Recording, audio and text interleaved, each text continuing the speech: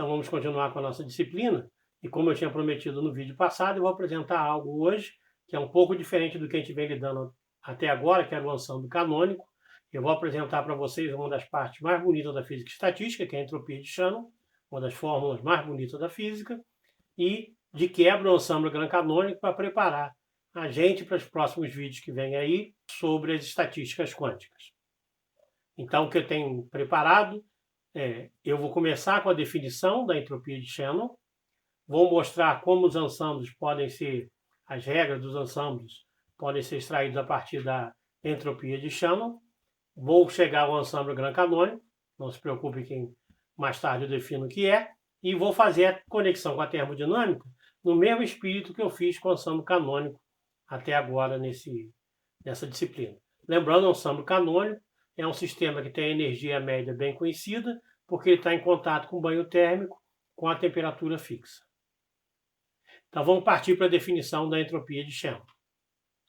Então, para definir a entropia, nós vamos pegar um sistema que é semelhante ao que a gente tem estudado ao longo da disciplina. Eu vou considerar um ensemble, ou seja, um conjunto de M sistemas idênticos que podem estar distribuídos em N possíveis estados. O número de sistemas que vai estar em cada estado I vai ser Nzinho de I. Para a gente calcular o número de maneiras em que você pode dispor N1 partículas no nível 1, N2 no nível 2, N3 no nível 3 e assim por diante, até Nzinho, Nzão no último nível, esse número é dado por essa distribuição multinomial, que é M fatorial, lembrando M é um número de sistemas, dividido pelo número de sistemas em cada um dos estados. Ok? Então, quando eu vou procurar qual é o estado mais provável, que é o que eu espero encontrar no equilíbrio, o que eu tenho que fazer é maximizar essa quantidade ômega. Como essa quantidade ômega envolve números muito grandes e fatoriais de números muito grandes, a gente opta por trabalhar frequentemente com os logaritmos. E é isso que a gente vai fazer. Então, o que eu vou fazer é extremizar ou maximizar essa quantidade S, que é o logaritmo de ômega. A gente já viu a entropia. Para maximizar o logaritmo de ômega, essa expressão dá logaritmo de m fatorial menos a soma do logaritmo de todos os fatoriais que estão no denominador. Tranquilo. Como m e n são grandes, eu posso usar agora a aproximação de Stirling. Tá? Então, eu substituo o logaritmo de m fatorial por m logaritmo de m, menos a soma em todos os i's dos n's, logaritmo de ni menos ni. Agora, o truque é, essa soma em ni, a soma em as ocupações de todos os estados, dá m, porque m é o número de sistemas que eu tenho. Então, esse termo aqui vai cancelar com esse. Como m é a soma em todos os ni's, eu posso botar aqui como um somatório de ni's, lembra que o logaritmo de m é uma constante, que é o número de sistemas, então isso fica a soma de ni logaritmo de m. Eu posso embutir nesse somatório e aí vou ter ni logaritmo de ni sobre m. Como tudo está dividido por m, eu chego a essa expressão aqui. É a soma em i de ni sobre m, logaritmo de ni sobre m. Tá? Mas o número de partículas num dado estado dividido pelo número total de sistemas que eu tenho é a probabilidade daquele estado I estar ocupado. É assim que eu faço, conta a frequência de sistemas que estão no dado estado I. Então, essa expressão pode ser escrita como somatório em I, em todos os estados, de menos PI, logaritmo de PI. Essa é a entropia de Shannon e é uma das expressões mais bonitas na natureza. Para você ver como é que isso daqui é legal, por exemplo, você pode calcular agora facilmente. Imagina que você tem um dado com 6 faces. Aí você pode dizer qual é a entropia desse sistema. Se as 6 faces não são viciadas, a probabilidade de dar cada face é 1/6. Então isso aqui dá logaritmo de 1 sobre 6. Só que a probabilidade também é 1 sobre 6, é a mesma para todo mundo. Somado 6 vezes, isso dá logaritmo de 1/6. Logaritmo de 1/6 negativo dá logaritmo de 6. Então a entropia é logaritmo de 6, que é exatamente o número de estados que eu tenho, 6 estados. Então eu recaio naquela expressão do K logaritmo de ômega. Nota que aqui eu fiz K igual a 1, para simplificar as nossas contas, né, que é só a conversão da entropia para as unidades SI. Mas essa expressão, então, S dá menos P logaritmo de P. Guardem essa entropia de Shannon, que é usada não só em física, mas em teoria da informação, compactação de imagens, em várias outras áreas, desvirtuando a nossa querida entropia. Eu vou partir agora para mostrar para vocês como a gente chega nos ensembles que a gente viu, tanto em termofísica 1 como em termofísica 2, a partir dessa expressão de entropia.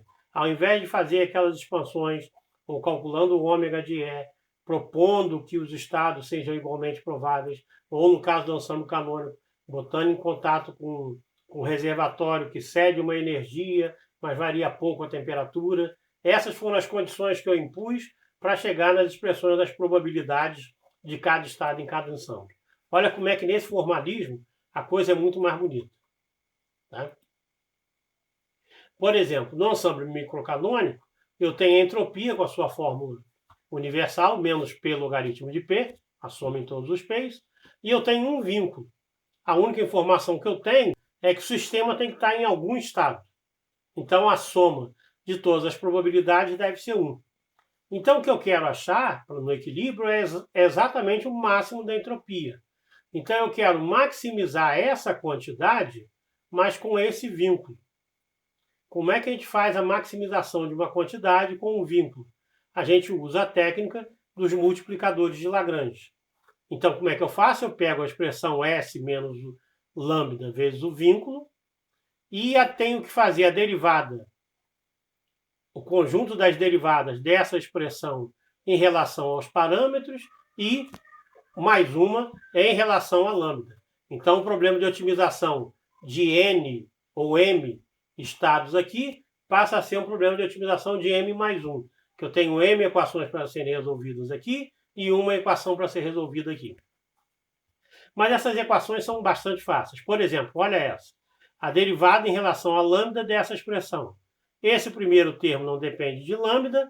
Esse termo aqui é trivial. Dá exatamente o vínculo, a soma dos PIs, menos 1 igual a 0. Tá? Agora eu vou fazer a derivada desse aqui em relação a PI. Fazendo o próximo slide.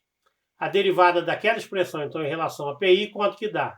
Eu faço a derivada do produto PI logaritmo de PI. A primeira derivada é logaritmo de PI. E a segunda é PI sobre PI, que é a derivada do logaritmo. Então, é mais 1. Essa derivada aqui em relação a PI, sobra só um somatório de 1, já que esse menos 1 cai fora.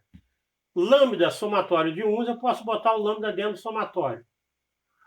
Para que eu vou complicar isso? Porque agora eu posso botar essas duas expressões dentro do mesmo somatório. O somatório em I de menos logaritmo de PI mais 1 menos lambda. Resolvendo para PI, basta passar o lambda para o lado de cá, né, e 1, fazendo essa expressão aqui igual a 0, porque os PI são independentes. Então, para a soma da 0, cada termo igual a 0, eu passo o lambda para lá, passo 1, tiro que PI é elevado a menos lambda menos 1. Você observa que esse PI, essa expressão para PI, não tem dependência em I. Ou seja, todos os estados vão ter a mesma probabilidade. Agora eu uso a outra expressão, que é exatamente o vínculo. Se eu somar os PIs, eu somo tudo isso aqui em I. Como isso é uma constante, isso vai me dar N o número de estados que eu tenho. Tá? Então, isso aqui é uma constante. A probabilidade é 1 sobre N. Ou seja, todos os estados são igualmente prováveis e a probabilidade de cada um é 1 sobre o número de estados. Então, aquele postulado que a gente colocou de todos os estados sendo igualmente prováveis no ensemble microcanônico, aqui aparece como a distribuição que maximiza a entropia com o único vínculo de a gente saber que a soma de todos os PIs dá igual a 1. Tá? Bonito, não é? Então, só lembrando, então aqui a gente tirou a relação de que todos os estados são igualmente prováveis. Se a gente lembra, essa observação vem do fato das simetrias das leis da física, para você ir de um estado I para J, a probabilidade é a mesma, divido J para o I. Tá? Então, isso leva a essas condições. Agora, no ensemble canônico, o que eu tenho é que a energia média agora é um valor conhecido. Então, eu tenho um vínculo extra. Eu tenho esse vínculo que a soma dos PIs EIs é igual a E médio, é um valor conhecido. Fazendo agora a expressão, então eu tenho a expressão para a entropia, o primeiro vínculo da soma das probabilidades e o segundo vínculo com o segundo multiplicador de Lagrange, que eu escolhi chamar de beta, com esse vínculo aqui explicitamente. Derivando isso em relação a P1 e depois em relação a lambda e depois em relação a beta, mas fazendo primeiro em relação aos PIs, a gente chega a uma expressão parecida com aquela, só que aqui na hora que eu derivo PI não aparece só 1, para colocar o lambda dentro do somatório, mas aparece também um beta EI. Tá? Esse termo aqui some. Então fica essa expressão. A probabilidade é E elevado a menos lambda menos 1, que agora não depende de I. Mas esse beta EI depende. Isso aqui é EI. Então, a probabilidade de cada estado agora é diferente, depende desse EI. Como isso aqui é uma constante, se eu usar agora o vínculo da soma de todas as probabilidades dá igual a 1, isso dá uma constante que a gente pode chamar de Z, de 1 sobre Z. Que a gente fazendo, se você fizer novamente a normalização, você descobre que esse Z é a função partição, é a soma sobre todos os pesos. E você nota que beta, aqui que a gente lembra, é o inverso da temperatura, ele é exatamente o multiplicador de Lagrange utilizado para satisfazer o segundo vínculo que a gente tem. Tá? E o primeiro multiplicador, o lambda, está relacionado com a função partição. O segundo está relacionado com a temperatura, ou melhor, com o recíproco dela, ou o inverso dela.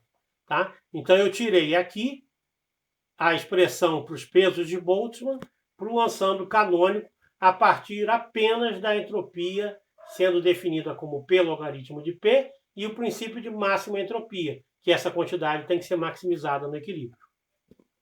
Eu acho isso lindo. O ensemble grande canônico, ou grande canônico, tem mais um vínculo. Além da energia ser conhecida, também o número médio de partículas é conhecido. Você pode fazer com que o sistema troque partículas também com outro reservatório. Né? Então, o número de partículas pode variar. É um pedacinho aqui do nosso universo. Né? Então, um pedacinho do universo onde troca partículas com o resto do universo. E no equilíbrio, o número médio de partículas dentro desse pedacinho de universo que está aqui na minha mão, esse vai ter um número médio de partículas N médio, tá? Bem definido. Então, o que eu tenho que fazer? A expressão fica um pouco maior, mas não mais complicado. É o P logaritmo de P, o primeiro vínculo, o vínculo do beta, e agora o vínculo gama, que envolve o número de partículas por causa desse vínculo aqui. Tá? De novo, fazendo o dp, a expressão fica parecida, essa parecida do beta com gama. O PI fica igual a isso aqui, sendo que esse gama aqui, eu posso definir uma grandeza que seja beta-mi igual a gama, e eu posso botar o beta em evidência. Então fica E elevado a menos EI menos mi NI, depende de I novamente. O Z é o que vem embaixo, é essa normalização, é a soma sobre todos esses pesos, que agora dependem do número de ocupação de cada estado. Tá? E aqui sai naturalmente maximizando a entropia com a condição que a energia e o número de partículas de cada do sistema, a energia média e o número de partículas médio, deva ser constante. Tá? Então sai um ensemble GAN canônico com extrema facilidade usando esse formalismo da entropia de Shannon. Agora eu vou tentar conectar o ensemble GAN canônico com a termodinâmica. E de novo vai ser algo bastante simples de ser feito. Tá? Então eu tenho a minha função de grã partição, que eu vou representar agora com esse Z caligráfico, que é a soma em todos os estados S de E elevado a menos beta é S, quer dizer, todos os níveis de energia é S, e todos os números de partículas NS. Então, eu estou somando nos estados e estou fazendo uma soma irrestrita em todos os números de partículas.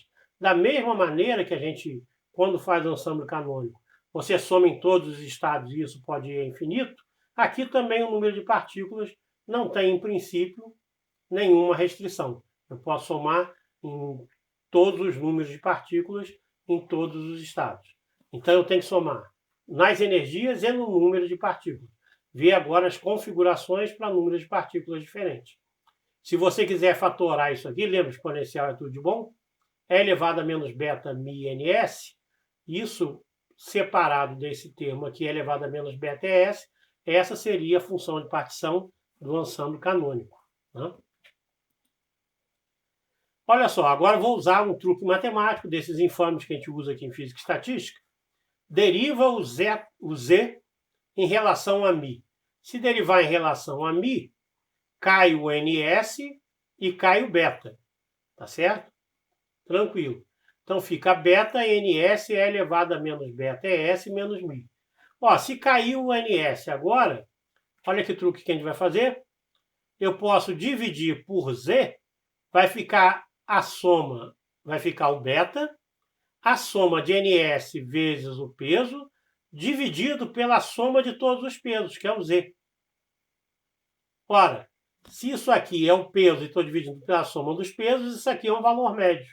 E esse valor médio, ou a probabilidade, melhor dizendo, esse é o NS vezes a probabilidade de encontrar o sistema com esse estado S, que corresponde a energia S, número de partículas S.